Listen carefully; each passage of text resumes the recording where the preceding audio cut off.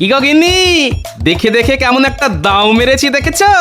দাও আর কি, কপালে ছিল তাই পেয়েছো। সেই জন্যই তো বলে কপালের নাম গোপাল। তবে যাই বলো আর তাই বলো, পাঁঠাটা কিন্তু খুব নাদুস নুদুস হয়েছে, হ্যাঁ, আর স্বাস্থ্যবানও বটে। খাবো কি, দেখেই পেট ভরে যাবে। এই তবে না, আমার ভয় হচ্ছে কেউ আবার নজর দিয়ে দেবে না তো। নজর দিলে? হ্যাঁ, নজর দিলে নজর কাটানোর ব্যবস্থাও না হয় করে দেব, কিন্তু নজরটা দেবে কে? সে আর আমি কি জানি, আমি কি লোকের বাড়ি গিয়ে গিয়ে বলে এসেছি? তবে আমরা কিন্তু বাড়ি বয়েই এসেছি। আর যেটার জন্য আশা সেটা দেখতেও পেয়েছি। ও মা, এ আমার কি সৌভাগ্য! ভাগ্যে যে কি আছে সে আর তুমি কি বুঝবে, সেটা আমি মনে মনে টের পাচ্ছি। মহারাজ তোমার বাড়ি বয়ে যে উপহার পাঠিয়েছেন সেটা কি আর না দেখে থাকতে পারি? ওহ, এমন নধরকান্তি পাঁঠা দেখলে চোখ যেন জুড়িয়ে যায়। আর এমন পাঠা আর কটাই বা আছে এ রাজ্যে? এমন পাঁঠার কদর কজনেই বা করতে পারে বলুন? গোপাল তো মোটেই পারে না। তাহলে কে পারে মন্ত্রী মশাই? কেন আমি? ছাগলটাও তো যেন মনে মনে বলছে আমার বাড়িতে গিয়েই ঘাস খাবে। আর মন্ত্রীমশাই ওকে খাবে। ও মা, ছাগলটা আবার এইসব বলছে নাকি? আপনি ছাড়া ছাগলের মনের কথা আর কেই বা বুঝতে পারে বলুন মন্ত্রী মশাই? আপনি কি চাইছেন সেটা পরিষ্কার করে বললেই তো হয়। হ্যাঁ হ্যাঁ, মানে জলের মতন পরিষ্কার করে দিন। ও ভাই গোপাল, বলছি ওই যে ছাগলটা কচি কচি ঘাস খাচ্ছে ওইটাই যে আমার চাই। মন্ত্রীমশাই যখন সরাসরি চাইছেন তখন এতে কোনো দোষ নেই। কি গোপাল, তুমি তো হ্যাঁও করছো না হুঁও করছো না। আগে কি আর বলি, পাগলে কিনা বলে ছাগলে কিনা খায়। তার মানে আমি পাগল? আপনি যে কি সেটা আর আপনার থেকে ভালো কে জানে মন্ত্রী মশাই? কিন্তু তুমি কি জানো সেটা তো বলবে নাকি? আমার পাঠা আমি দেব না, পরিষ্কার। তাহলে এটাই তোমার শেষ কথা? আমার অনুরোধ তুমি রাখবে না ভাই গোপাল? কি করে রাখি মন্ত্রী মশাই, কথাতেই তো আছে ভদ্রলোকের এক কথা। বটে, তবে আমিও দেখছি ওই পাঁঠার মাংস কার মুখে ওঠে। আপনি কি কিছু বললেন মন্ত্রী মশাই? হ্যাঁ মানে না, না দিলে আমি কি আর কেড়ে নিয়ে যাব? ঠিক আছে, তোমার পাঁঠা তোমারই থাক। মহারাজের দেওয়া উপহার যার ঘরে আছে তারই থাক। বলি, মন্ত্রী মশাই যে কি বলে গেল আমি তো কিছুই বুঝলাম না। কিন্তু আমি তো বুঝে গেছি গিন্নি, পুরো ব্যাপারটাই এখন আমার কাছে জলের মতো পরিষ্কার। মন্ত্রীমশাই এতবার বললেন তবু গোপাল শুনলো না। এই কাজ করা গোপালের উচিত হলো না। আমার তো মনে হচ্ছে পাঁঠাটাকে খপ করে ধরে ঝপ করে এখানে নিয়ে চলে আসি। না না, আমার মনে হচ্ছে কাজটা অতটা সহজ হবে না। কিন্তু মন্ত্রীমশাই তো কিছুই বলছেন না, আমরাই খামোখা ভেবে মরছি। আমি আর কি ভাববো? সোজা আঙুলে যখন ঘি ওঠেনি তখন আঙুলটা বেঁকাতেই হবে। আঙুল বেঁকানো তুচ্ছ ব্যাপার, আমি ইস্পাত দণ্ড গায়ের জোরে বেঁকিয়ে দিতে পারি। হ্যাঁ, ওহ, মহারাজ কি সাথে বলে যে তোমার মাথায় গোবর পোড়া আছে? মনে হচ্ছে মন্ত্রীমশাই মনে মনে কোনো পরিকল্পনা করেছেন। করেছি বই কি, কোনো না কোনো উপায়ে গোপালের কাছ থেকে ওই নধর পাঁঠাটা আদায় করতেই হবে। কিন্তু উপায়টা কি মন্ত্রী মশাই? ভাবো ভাবো, কিভাবে গোপালের কাছ থেকে ওই ছাগল হাসিল করা যায় ভাবো। তখন থেকে ভাবছি একুল ওকুল, ভেবে ভেবে ছিঁড়ছি মাথার চুল। এসেছে এসেছে, এতক্ষণে এসেছে। কি এসেছে? কে এসেছে মন্ত্রীমশাই? আরে বাবা, একটা জুৎসই পরিকল্পনা এসেছে। এই পরিকল্পনাটা কি মন্ত্রীমশাই? না না, সবটা এখন ভেঙে বলা যাবে না, তবে এটা শুনে রাখো যে রাজবাড়ির সামনে একটা যজ্ঞ করতে হবে। আর আবার কি মন্ত্রী মশাই? সেই যজ্ঞটা করবে তুমি। না না, হাত গুটিয়ে বসে থাকলে চলবে না, সবাই মিলে হাত লাগাতে হবে। আমি তো নিজের হাতে যজ্ঞের জন্য ওই বেলকাঠ নিয়ে এসেছি। আমি গণনা করে দেখেছি যজ্ঞের জন্যে এটাই উপযুক্ত সময়। বেশ, তবে আমি যজ্ঞের কাজকর্ম শুরু করে দিই। হ্যাঁ হ্যাঁ, চুপচাপ বসে না থেকে ঝুপঝাপ শুরু করে দাও। আর জ্যোতিষী, তোমাকে যেমনটা বলেছি তেমনটাই করবে। সে আর বলতে। হ্যাঁ হ্যাঁ, যেন ইশারাতেই কাজ হয়, মুখে কিছু বলতে না হয়।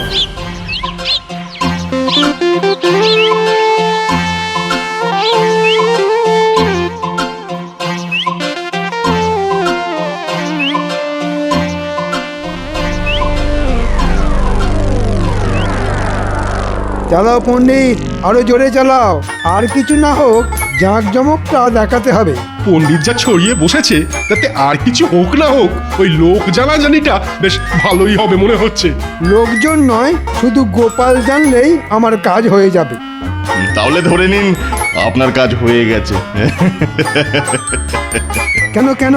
ওই দেখুন, গোপাল তো গুটি গুটি পায়ে এদিকেই আসছে।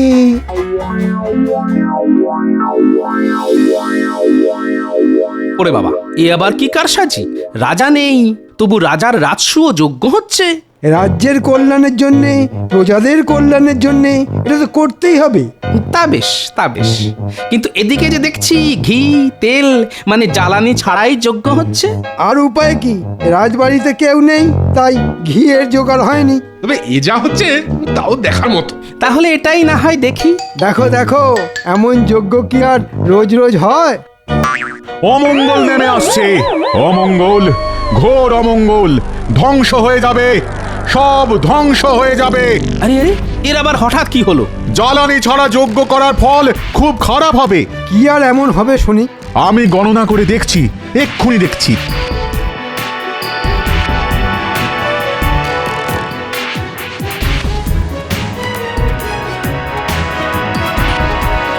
সর্বনাশ, সর্বনাশ, চরম সর্বনাশ। ওরকম গলা ছেড়ে চিৎকার না করে কি হয়েছে সেটা তো বলুন। কি আর হবে, যা হবার হয়ে গেছে। আমি আর বাঁচাতে পারবো না। আগামী কালই পৃথিবী ধ্বংস হয়ে যাবে। হয় হয়, এ কি কথা শোনালে জ্যোতিষী? মুখ থেকে মুছে গেল যে হাসি। মনে হচ্ছে নাটকটা বেশ ভালোই জমেছে। না না, এক্ষুনি বেশি কিছু না বলে এটার শেষ দেখতে হবে। এই রে, তাহলে কি হবে? কি আর হবে? যে যার মৃত্যুর আগে শেষ ইচ্ছে পূরণ করতে চায় এক্ষুনি বলে দাও। গোপালের বাড়ির ওই পাঁঠার ঝোল খাওয়াই আমাদের সবার শেষ ইচ্ছে। সেই ভালো, মরার আগে যেন ভালো মন্দ খেয়ে মরতে পারি। গোপাল, তুমি একমাত্র পারো সবার শেষ ইচ্ছে পূর্ণ করতে। আমাদের শেষ ইচ্ছে পূর্ণ না হলে আমাদের নরকে স্থান হবে। শুধু আমার নয়, তোমারও। আর আমাদের ইচ্ছে পূর্ণ হলে তোমারও মঙ্গল হবে। এখন আমাদের সবার ইচ্ছে পূর্ণ করবে কি না এটা গোপালই ঠিক করবে। হ্যাঁ হ্যাঁ, রাখে গোপাল, মারে কে?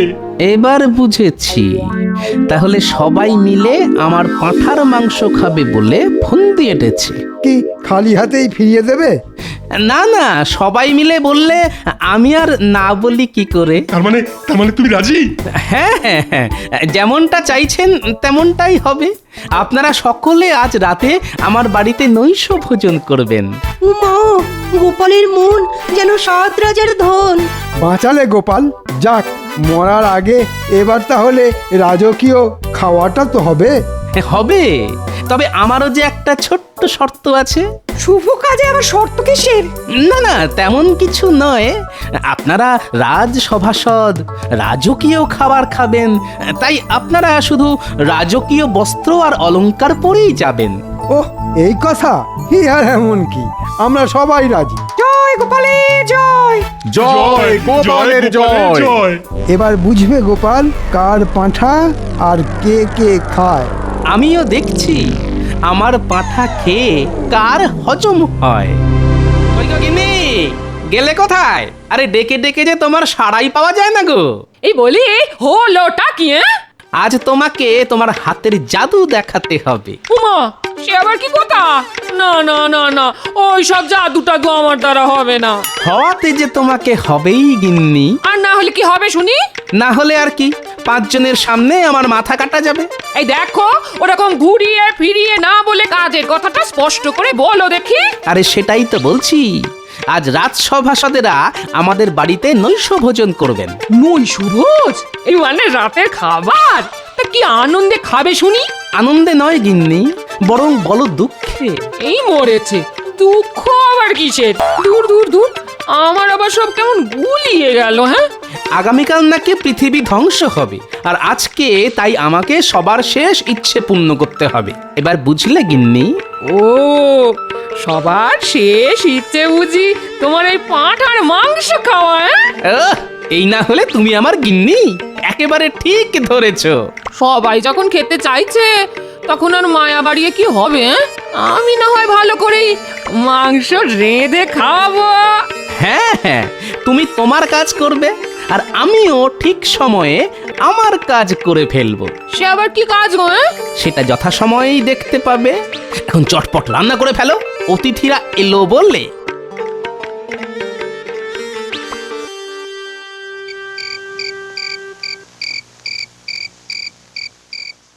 এই যে গোপাল, আমরা এসে গেছি। আমি তো সেই কখন থেকে আপনাদেরই পথ চেয়ে বসে আছি। কিন্তু আমরা যে আর বসতে পারছি না। এদিকে সব তৈরি তো? না মানে ওই পেটের ভেতর যেন একেবারে ছুঁচো লাফাচ্ছে। আয়োজন মনে হচ্ছে বেশ ভালোই হয়েছে। হ্যাঁ, খাবো কি? গন্ধ শুঁকেই তো পেট ভরে যাচ্ছে। তাহলে শুভ কাজে আর দেরি করে কি হবে? হ্যাঁ হ্যাঁ, চিন্তা করবেন না, একেবারে গরম গরম পাতে পড়ে যাবে। আমার কি সৌভাগ্য, আপনাদের মতো অতিথিদের সেবা করতে পারবো। হ্যাঁ, চলে এসো তাড়াতাড়ি, বসে পড়ো আহারে, তারপর দেখবে খানা কয় কাহারে।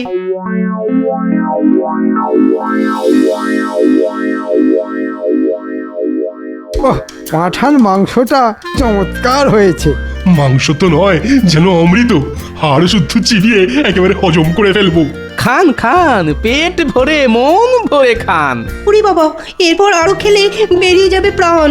ওহ, জোর খাওয়া হলো আজ। তবে গিন্নি মায়ের রান্নার প্রশংসা করতেই হয়।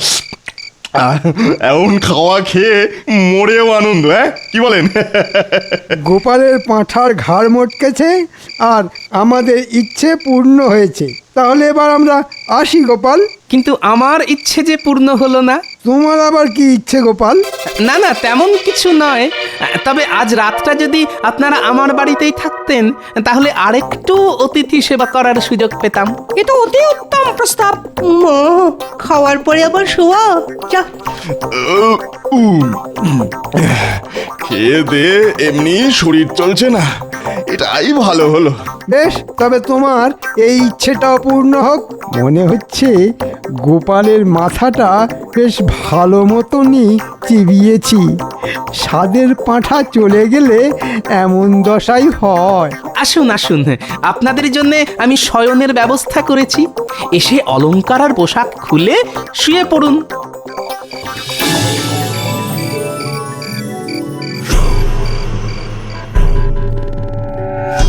পাঁঠার মাংস দিয়ে ভুঁড়ি ভোজ সেরে সবাই বেশ জমিয়ে ঘুম দিচ্ছে। এটাই তো আমি চাইছিলাম।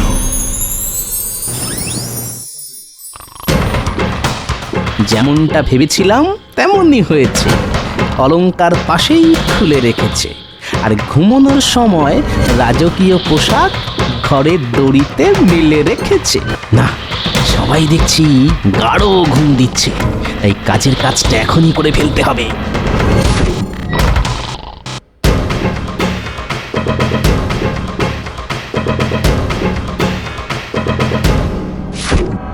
আমার পাঁঠা পেটে পুড়েছ, এবার তার মূল্য যে তোমাদের চোকাতেই হবে।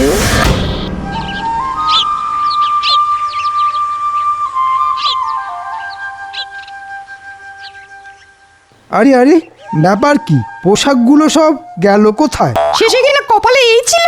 এই আবার কি রকম অরাজকতা? আরে আরে, সবাই যে দেখছি উঠে পড়েছেন। কেন, মনে হচ্ছে দেখে যেন একেবারে চমকে যাচ্ছ। সবাইকেই জানাই সুপ্রভাত। প্রভাতটার শু হলো কই? পোশাক আশাক সবই তো দেখছি গায়েব হয়ে গেছে। কিন্তু আমাদের অত দামি পোশাক সব গেল কোথায়? ওদের কি রাতারাতি পা হলো নাকি ডানা গজালো? তা কেন হবে? আসলে ওই জামা কাপড় হাতে বেচেই তো আমি এই পাঁঠা কিনে এনেছি। হ্যাঁ, বেচে দিয়েছো? কিন্তু কেন? আজ তো পৃথিবী ধ্বংস হয়ে যাবে, সবাই পরলোকে চলে যাবে। মানুষ খালি হাতে পায়ে এই পৃথিবীতে এসেছে আর খালি হাতে পেয়েই যাবে। তাই কাপড়ের আর কি দরকার মন্ত্রী মশাই? তারপরে তুমি সব বেচে দেবে? হ্যাঁ, না না, মরে গেলে তো কিছুই থাকবে না।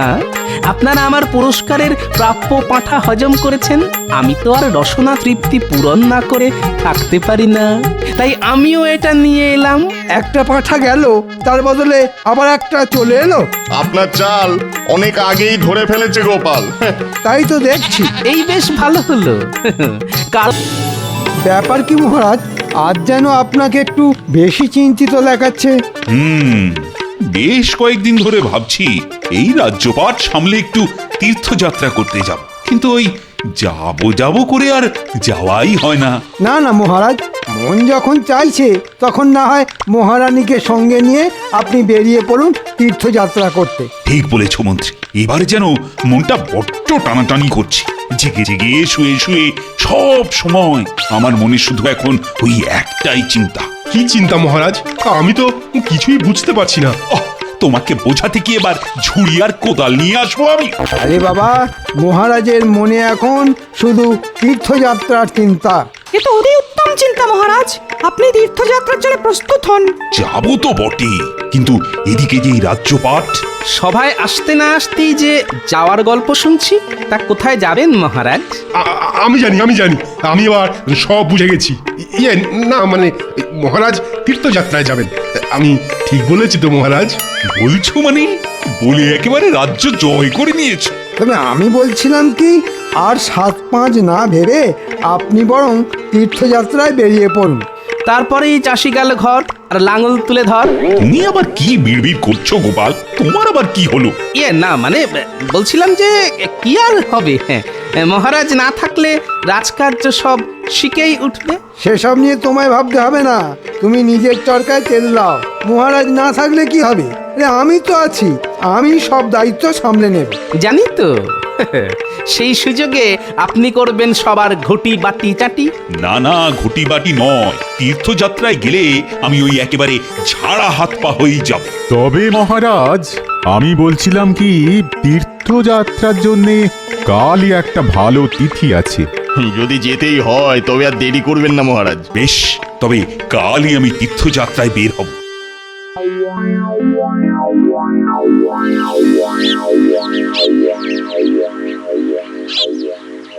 ও বাবা, সবাই যে দেখছি আমাকে বিদায় জানানোর জন্য একেবারে সাত সকালে এসেই জড়ো হয়েছ। আপনি তীর্থযাত্রা করে পুণ্য করবেন, আর আমরা আপনাকে বিদায় জানিয়ে সেই পুণ্যের কিছুটা কুড়িয়ে নেব। বাহ বাহ বাহ বাহ, এটা মন্দ নয়, মতলবটা বেশ ভালো। হ্যাঁ মহারাজ, কথাতেই তো আছে ঘ্রাণেনং অর্থ ভোজনং। ভোজনই করো আর শয়নই করো, সামলাতে তো আমাকেই হবে।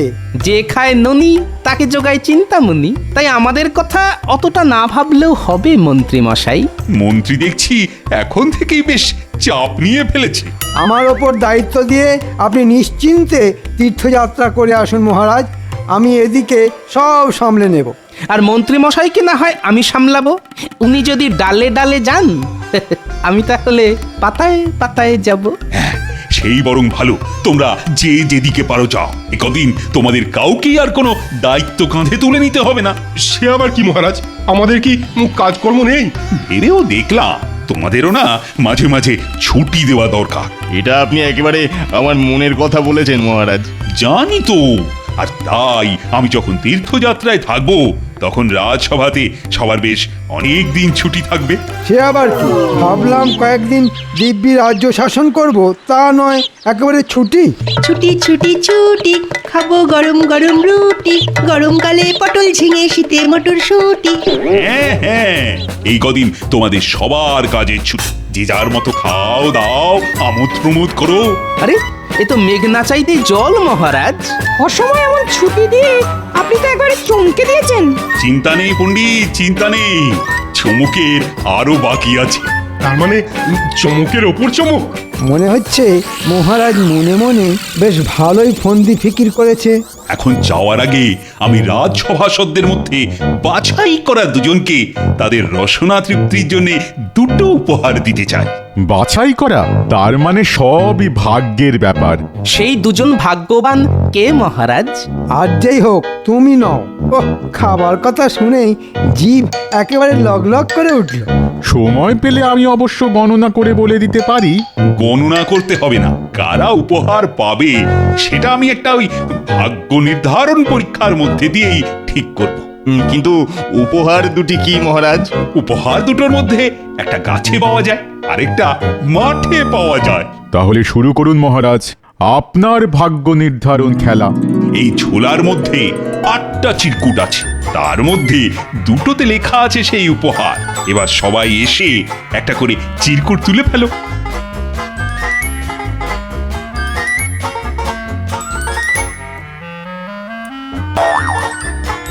আমারটাতে তো ফক্কা লেখা। দূর দূর দূর, আমার কপালটাই মন্দ।